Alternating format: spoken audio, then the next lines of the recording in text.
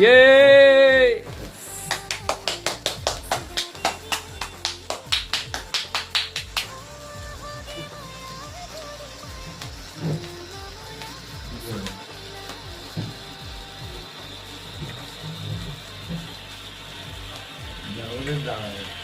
না তো বাবা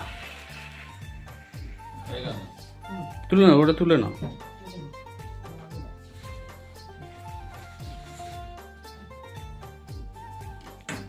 চলো মা খাইয়ে দাও। হ্যাঁ বাবা বাবা বাবা কে বলে এই যে বাবা